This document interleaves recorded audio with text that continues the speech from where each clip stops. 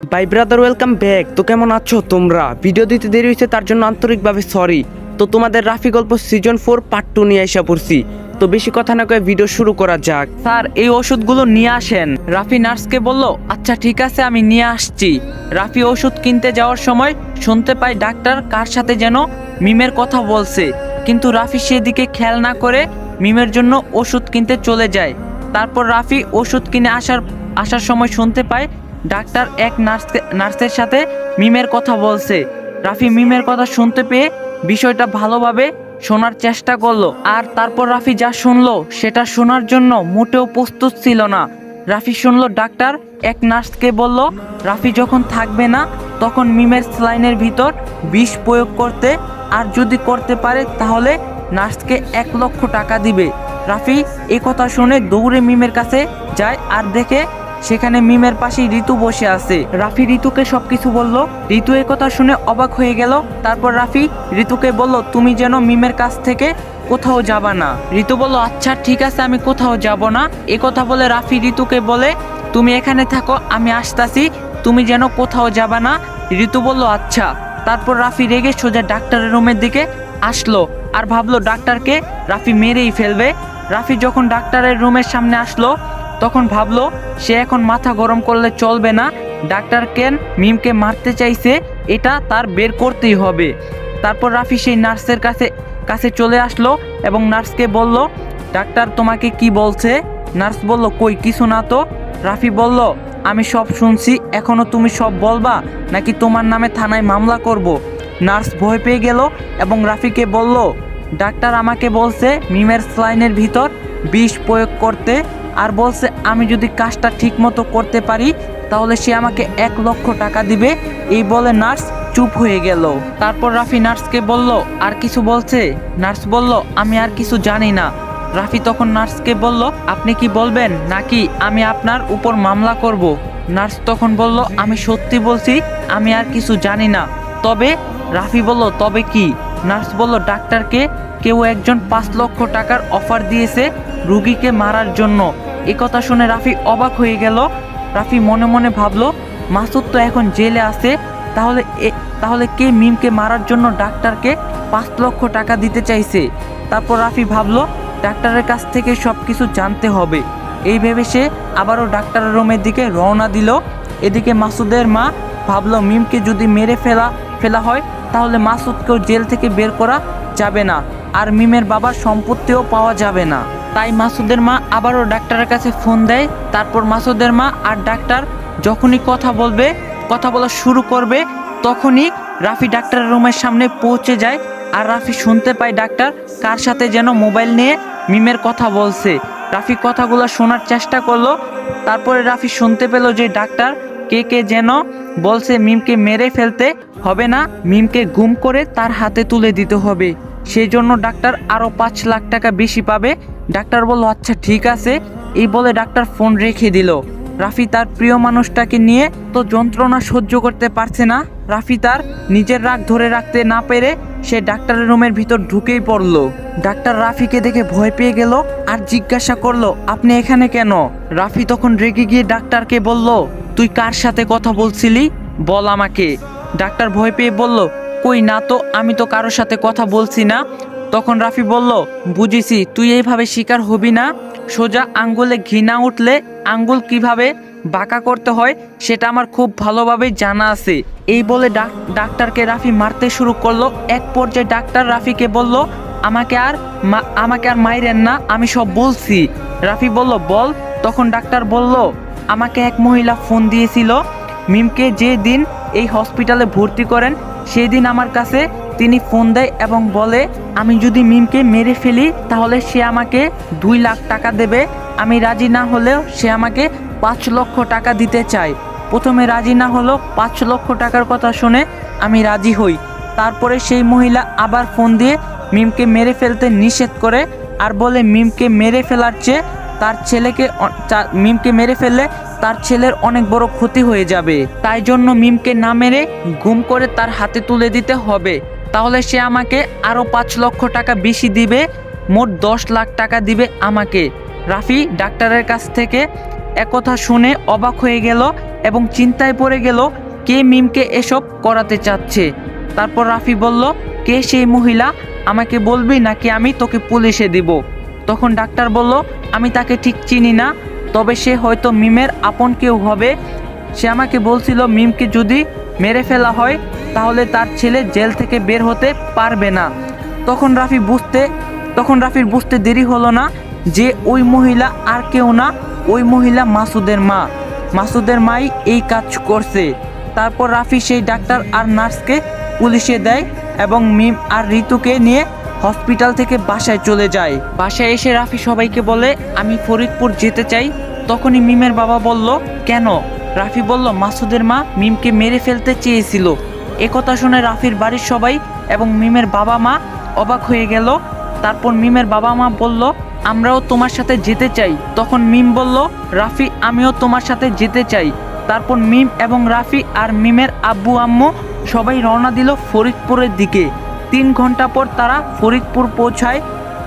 ফরিদপুর পৌঁছানোর সাথে সাথেই রাফি মিমের আব্বুকে বলে, আপনারা সবাই পুলিশের কাছে চলেন। মিমের আব্বু বলল, কেন? তখন রাফি বলল, মাসুদের নামে মামলা করতে। তারপর রাফি সবাইকে নিয়ে পুলিশের কাছে যাওয়ার জন্য রওনা দেয়। পুলিশের কাছে যাওয়ার সময় রাফি মিম এবং মিমের আম্মুকে বলে, আপনাদের সাথে যা যা ঘটছে সবকিছু পুলিশকে সবকিছুই বলবেন। মিমের মা বলে, ঠিক আছে। কিছুক্ষণ পর তারা থানায় পৌঁছায় যায়। মিম তার সাথে ঘটে যাওয়া সব কথা পুলিশকে বলে। মিমের মাও সব কিছু পুলিশকে বলল। তারপর পুলিশ বলে, আপনাদের কাছে কি কোনো প্রমাণ আছে? রাফি তখন বলল, হ্যাঁ আছে। পুলিশ বলল, কি প্রমাণ? রাফি বলল, আমার হাতে থাকা মাসুদের এই ফোন। তখন পুলিশ তাদের সব কথা শুনে মাসুদ এবং মাসুদের মায়ের নামে মামলা দেয়। তারপর পুলিশ সবাইকে বলে, যতদিন পর্যন্ত আসামিকে ধরতে না পারি ততদিন আপনারা ফরিদপুরেই থাকবেন। মিমের আব্বু আম্মু বলে, আচ্ছা ঠিক আছে।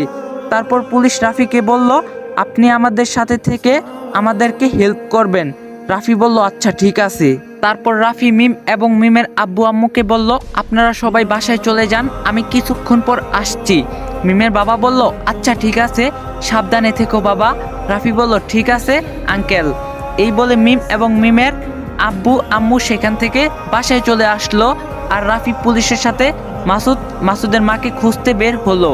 তারপর পুলিশ এবং রাফি যখন মাসুদের ঠিকানায় পৌঁছায়, সেখানে পৌঁছে তারা দেখে মাসুদের বাসায় তালা লাগানো, বাসায় কেউই নাই। রাফি তখন বলল, হয়তো তারা বাসা থেকে পালিয়ে গিয়েছে। পুলিশ বলল, হ্যাঁ আমাদের আসার কথা হয়তো তারা আগে থেকেই জানতে পেরেছে। তখন রাফি বলল, পাশের বাসায় দারোয়ানকে জিজ্ঞাসা করলে হয়তো কিছু বলতে পারবে। তারপর পুলিশ পাশের বাসার দারোয়ানকে জিজ্ঞাসা করলো। দারোয়ান ভয় পেয়ে বলল, স্যার আমি কিছু জানি না। রাফি দারোয়ানের ভয় পাওয়া দেখে পুলিশকে বলে, স্যার আমার কেমন জানি সন্দেহ লাগছে যে দারোয়ান হয়তো মাসুদের মা কোথায় আছে সব জানে। পুলিশ বলল, আমাদেরও তাই মনে হচ্ছে রাফি। তারপর পুলিশ দারোয়ানকে বলল, তুই কি ভালোভাবে বলবি নাকি ডান্ডার বাড়ি খাবি? তখনও দারোয়ান ভয় পেয়ে সব কিছু বলতে স্বীকার হলো। দারোয়ান বলল, স্যার মাসুদের মা তাদের বাসার ভিতরেই আছে। পুলিশ বলল, বাসায় তো তালা লাগানো আছে। দারোয়ান তখন বলল, স্যার আমাকে মাসুদের মা বলছে তার বাসার বাইরে থেকে তালা মেরে দিতে, আর বলছে আমি যেন প্রতিদিন তাদের লুকিয়ে বাজার করে দেই, সেজন্য তারা আমাকে আরও আলাদাভাবে টাকা দিবে। আর কেউ যদি তাদের সম্পর্কে কিছু জানতে চায় তাহলে বলতে বলেছে যে তারা এখানে নেই। তারপর এটাও বলছে যদি তাদের কথা না শুনি তাহলে তারা আমার মালিকের সাথে কথা বলে চাকরি খেয়ে নেবে। তাই আমি চাকরির ভয়ে রাজি হয়েছি। আমার কোনো দোষ নেই স্যার। দারোয়ানের মুখ থেকে একথা শোনার পর পুলিশ দারোয়ানকে ছেড়ে দেয়। তারপর রাফি এবং পুলিশ সবাই তালা ভেঙে মাসুদের বাসার ভিতর প্রবেশ করে। বাসার ভিতর প্রবেশ করেই পুলিশ দেখে মাসুদের মা পালানোর চেষ্টা করছে। তারপর পুলিশ দৌড়ে গিয়ে মাসুদের মাকে গ্রেফতার করে। মাসুদের মা তখন পুলিশের পা ধরে বলে, স্যার আমি নির্দোষ, আমার কোনো দোষ নেই, আমাকে কেন আপনারা গ্রেফতার করছেন? তারপর পুলিশ মাসুদের মাকে মিমের ছবি দেখিয়ে বলে, আপনি মিম নামের এই মেয়েকে গুম এবং হত্যা করতে চেয়েছিলেন, তাই আমরা আপনাকে গ্রেফতার করলাম। তখন মাসুদের মা বলে, সব মিথ্যা কথা, আমি মিমকে কেন মারতে যাব? পুলিশ তখন মাসুদের মাকে বলে, সত্যি কি মিথ্যা সেটা আদালতে প্রমাণ হবে। এই বলে পুলিশ মাসুদের মাকে থানায় নিয়ে যায় এবং জেলে আটক রাখে। তারপর পুলিশ রাফিকে বলে, ধন্যবাদ আপনাকে আমাদের সাথে থেকে আসামিকে ধরতে সাহায্য করার জন্য। রাফি তখন বলে, আপনাদেরকেও ধন্যবাদ। আমি চাই আমি যেন ঠিকভাবে শান্তি পাই। তারপর পুলিশ রাফিকে বলে, আসামিকে আদালতে নেওয়ার পর্যন্ত আপনি ফরিদপুরে থাকবেন।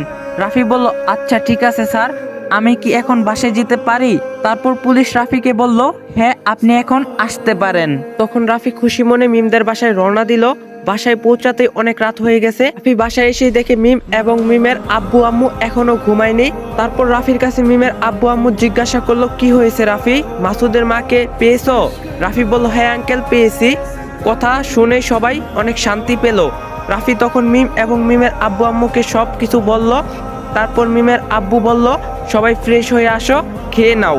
রাফি বলল, আমার অনেক ক্ষুধা পেয়েছে আন্টি, সারাদিন না খেয়ে আসি। তারপর সবাই ফ্রেশ হয়ে টেবিলে খেতে বসলো। মিম খাচ্ছে আর রাফির দিকে তাকিয়ে মুস্কি মুস্কি হাসি দিচ্ছে। মিমের এই কাণ্ড রাফির চোখে পড়লো। তারপর রাফি ও মিমের দিকে তাকাচ্ছে। এক পর্যায়ে খাওয়া দাওয়া বাদ দিয়ে রাফি মিম দুজনের চোখের দিকে তাকিয়ে আছে। পাশ থেকে মিমের মা এই দৃশ্য দেখে গলা ঝাড়ি দিয়ে বলল, এখনই এত দেখলে কি হবে, আর কয়েকটা দিন অপেক্ষা করো, তারপর মন খুলে দেখো। একথা শুনে রাফি আর মিম দুজনেই অনেক লজ্জা পেয়ে গেল। দুজনের কারো মুখে কথা নেই, চুপ হয়ে আছে। মিম তো লজ্জায় লাল হয়ে গেল। তারপর খাওয়া শেষ করে কিছুক্ষণ পর রাফি বলল, অনেক রাত হয়েছে, আপনারা ঘুমিয়ে যান, আমিও অনেক ক্লান্ত। মিমের আম্মু বলল, আচ্ছা বাবা ঠিক আছে। এই বলে সবার রুমে চলে গেল। তারপর রাফি তার রুমে গেল। রুমে গিয়ে রাফি মিমের ফোনে ফোন দিল। মিম রাফির নাম্বার দেখে ফোন ধরে বলল, কি আপনি? রাফি বলল, আপনার হবু বর। মিম বলল, ও তা আপনি কেন ফোন দিয়েছেন? রাফি বলল, কেন আবার, আমি আমার হবু বউয়ের কাছে ফোন দিতে পারি না? মিম বলল, পারবেন, কিন্তু। রাফি বলল, কোনো কিন্তু নাই, আমার ইচ্ছা হয়েছে তাই আমি আমার হবু বউয়ের কাছে ফোন দিয়েছি। তারপর মিম বলল, জি বলেন আমার মহারাজা। রাফি বলল, আমার দিকে অমন করে তাকায়াছিলা কেন? মিম বলল, কেন, আপনার দিকে তাকানো যাবে না নাকি? রাফি বলল, যাবে, কিন্তু তুমি আমার দিকে দুষ্ট মনে তাকিয়েছিলে কেন? মিম বলল, আপনিও তো তাকিয়েছিলেন। রাফি তখন বলল, আমার তো আর সহ্য হচ্ছে না, তোমাকে কাছে পাওয়ার এক আকাশ পরিমাণ ইচ্ছা হচ্ছে। মিম লজ্জা পেয়ে বলল, তাই নাকি? রাফি বলল, তারপর রাফি মিমকে বলল, আপনি একটু ছাদে আসতে পারবেন? মিম বলল, আপনি না বললেন যে আপনি অনেক ক্লান্ত হয়ে আছেন? রাফি বলল, ক্লান্ত ছিলাম, কিন্তু এখন আর ক্লান্ত লাগছে না। মিম বলল, কেন? রাফি বলল, ও আপনি বুঝবেন না, আপনি ছাদে আসেন, আমিও যাচ্ছি। তারপর রাফি রুম থেকে বের হয়ে লুকিয়ে লুকিয়ে ছাদে চলে আসলো। কিছুক্ষণ পর মিমও ছাদে আসলো। ছাদে আসার পর মিম আর রাফি দুজনকে জড়িয়ে ধরলো। তারপর রাফি মিমের কপালে চুমু খেয়ে বলল, কবে যে আপনাকে আমার কাছে পাবো। তারপর মিম রাফির বুকে মাথা রেখে কিছুক্ষণ রোমান্টিক টাইম পার করলো। কিছুক্ষণ পর মিম বলল, অনেক রাত হয়েছে, এবার ঘুমাতে হবে। রাফি বলল, তারপর মিম বলল, আমাদের এখানে অনেক সুন্দর সুন্দর জায়গা আছে, কাল আমি আর তুমি সেখানে বেড়াতে যাব। রাফি বলল, আচ্ছা ঠিক আছে। তারপর রাফি আর মিম দুজনেই ঘুমাতে চলে গেল।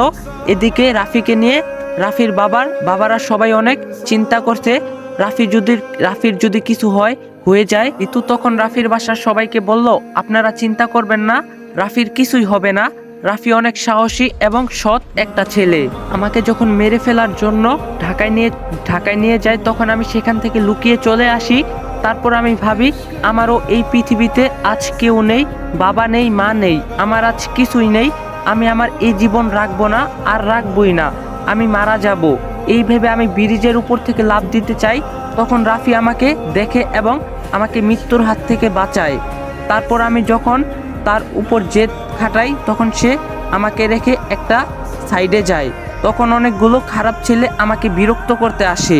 তারপর আমি তাদের ভয়ে দৌড়ে রাফির কাছে চলে যাই। তখন রাফি আমাকে তাদের হাত থেকে বাঁচায়। রোদেলা ভাবি তখন বলল, হ্যাঁ রাফি অনেক সৎ একটা ছেলে। যখন রিয়াজ হারিয়ে গিয়েছিল, তখন রিয়াজকে আমাদের কাছে নিঃস্বার্থে পৌঁছে দিয়েছিল। তারপর সবাই যখন একে একে রাফির প্রশংসা করছে, তখন রোদেলা ভাবি মনে মনে ভাবছে, সবাই রাফিকে নিয়ে কত গল্প করত, প্রশংসা করছে, অথচ সেই রাফির রাফিকে সবাই এতদিন ভুল বুঝছিল। যে ঋতুর কারণে রাফি 8 বছর জেল খাটতে হলো, সবাইকে ছেড়ে এত বছর এত কষ্ট সহ্য করতে হলো, সেই ঋতু আজ রাফির প্রশংসা করছে। যেই বাবা মা রাফির কোনো কথা না শুনে রাফিকে ছেলে বলে অস্বীকার করলো, 8 বছর একটাবার খোঁজ নিল না, সেই বাবা মা আজ রাফিকে নিয়ে এত গর্ব করছে। যেই শফিক চাচা রাফিকে এত ভালোবাসতো, যে তার মেয়েকে রাফির সাথে বিয়ে দিতে চেয়েছিল, সেই শফিক চাচাও রাফিকে ভুল বুঝেছিল। আসসালামু আলাইকুম গাইস, যদি পার্ট 3 লাগে অবশ্যই কমেন্ট বক্সে বলবেন। আর একটাই রিকোয়েস্ট, ভিডিওটা বেশি বেশি করে শেয়ার করে দিবেন। চ্যানেলে নতুন না থাকলে অবশ্যই চ্যানেলটা সাবস্ক্রাইব করে দিবেন। পিন কমেন্ট বক্সে আমার সেকেন্ড চ্যানেলের লিংক দেওয়া আছে, ডিসক্রিপশন বক্সে সেকেন্ড চ্যানেলের লিংক দেওয়া আছে, সবাই সেকেন্ড চ্যানেলটা সাবস্ক্রাইব করে দিবেন। আর এই ভিডিওটা যত পারেন বেশি করে লাইক দিয়ে দিয়েন। দেখা হবে নেক্সট ভিডিওতে। সবাই ভালো থাকবেন, সুস্থ থাকবেন, আল্লাহ হাফেজ।